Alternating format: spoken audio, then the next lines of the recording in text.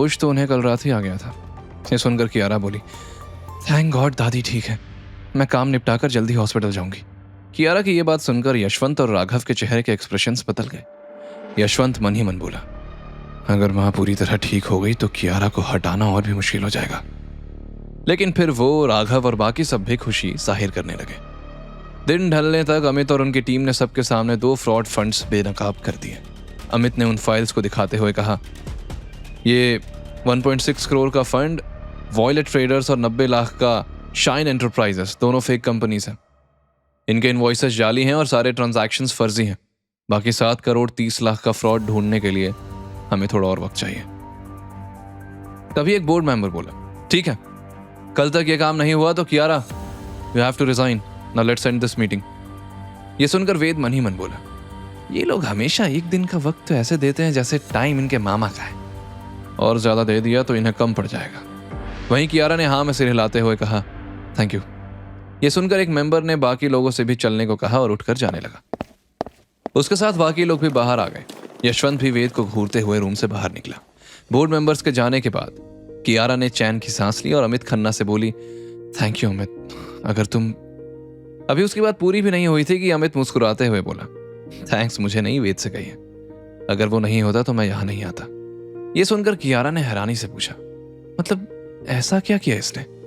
अमित जवाब देने ही वाला था कि तभी वेद ने बीच में कहा, अरे तुमने ही तो अपॉइंटमेंट्स लेने की कोशिश की थी, मैंने तो बस थोड़ा सा फॉलो अप किया और इन्हें आज आने के लिए कन्विंस कर लिया। फिर वेद कियारा के पास जाकर मस्खरे अंदाज में बात बदलते हुए बोला, मैंने इतना अच्छा काम किया, अब निकालने के बजाय मेरे प्रमोशन का सोचो। कियारा ने उसे घूरते हुए देखा, इसकी बड़ी बड़ी बातें खत्म ही नहीं होती, लेकिन आज इसने मेरी हेल्प की है, इसलिए सबके सामने तो इसकी इंसल्ट नहीं करूंगी। तभी अमित ने इनिशिएटिव लेते हुए कहा, miss Kiara, my team was working for hours, I think we all can have dinner together. वैसे भी मुझे वेद को थैंक यू कहने का मौका नहीं मिला। ये सुनकर कियारा मन ही मन बोली, वेद को क्यों थैंक्स कहना है, अपॉइंटमेंट तो मैंने ली थी ना। फिर कियारा ने हाँ में सर हिलाया, हाँ या sure, but the dinners on me. आप लोगों ने वक्त पर आकर मेरी हेल्प जो की है। अमित के अग्री करने के बाद बाकी लोगों ने फाइल्स बंद की और सब नीचे जाने लगे। सब लिफ्ट में अंदर चले गए, लेकिन वेद सीढ़ियों की ओर बढ़ा। कियारा चिढ़ गई और बोली, वेद रुको, टाइम वेस्ट मत करो, लिफ्ट से भी चल सकते हो। मैडम, सीढ़ियां चढ़ने से कसरत हो जाती है, मैं तुम शहर वालों की तरह आलसी नहीं होना चाहता।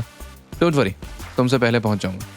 तब तक लिफ्ट बंद हो गई और कियारा मन ही मन बोली, बस बड़ी बड़ी बातें करवा लो, लिफ्ट से पहले 10 फ्लोर नीचे पहुंच जाएगा जैसे सुपरमैन है। पहले तो सबको लगा कि वेद मजाक कर रहा है, लेकिन लिफ्ट का दरवाजा खुलते ही सब शॉक्ड रह गए। सीढ़ियों से उतरने पर लोग हाँफने लगते हैं, लेकिन वेद के माथे पर पसीना भी नहीं था।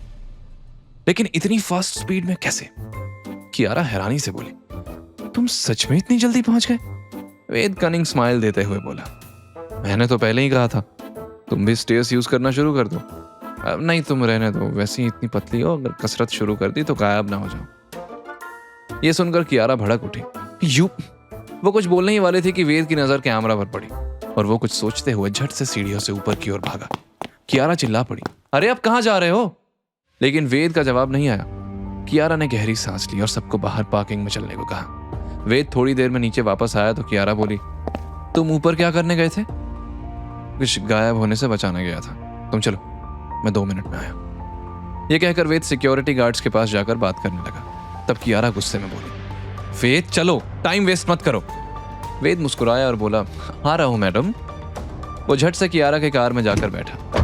कियारा ने कार स्टार्ट की और वेद से गुस्से में बोली, वेद, अगर तुम्हें लोगों से बात करके टाइम पास करना है तो बाद में भी कर सकते हो, जानते हो ना हमारे पास टाइम कम है।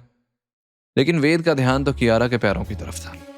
उसने जैसे कियारा की बात सुनी ही नहीं। तब कियारा ने उसे घूरा, क्या देख रहे हो, ठरकी कहीं के। तब वेद ने हंसते हुए कहा, तुम क्या स्प्रिंग लेकर पैदा हुई थी जो बिना बात के उछलने लगती हो? मैं तुम्हें नहीं देख रहा था, वैसे भी देखने लायक है ही क्या? ये सुनकर कियारा दांत पीसते हुए बोली, तो फिर क्या देख रहे थे? देख रहा था कि कार कैसे ड्राइव कर रही हो। मैं जहां से आया हूं वहां ये चें पौ करने वाली गाड़ियां नहीं है, इसलिए सीख रहा था। वाह, तुम बस देखकर कार चलाना सीख लोगे? इसके लिए ड्राइविंग स्कूल जाना पड़ता है और बिना लाइसेंस के कार ड्राइव नहीं कर सकते। लेकिन तुम्हें यह कैसे पता होगा? पता नहीं दादी ने मुझे किसके साथ फंसा दिया।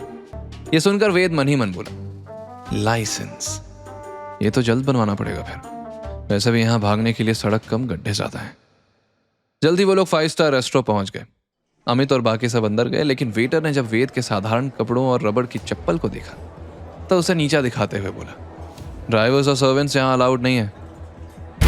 आगे की कहानी जानने के लिए देखें अगला एपिसोड सिर्फ पॉकेट एफएम के यूट्यूब चैनल पर, और के फॉर किंग के सारे एपिसोड्स को सुनने के लिए डिस्क्रिप्शन में दी लिंक से डाउनलोड करें पॉकेट एफएम ऐप।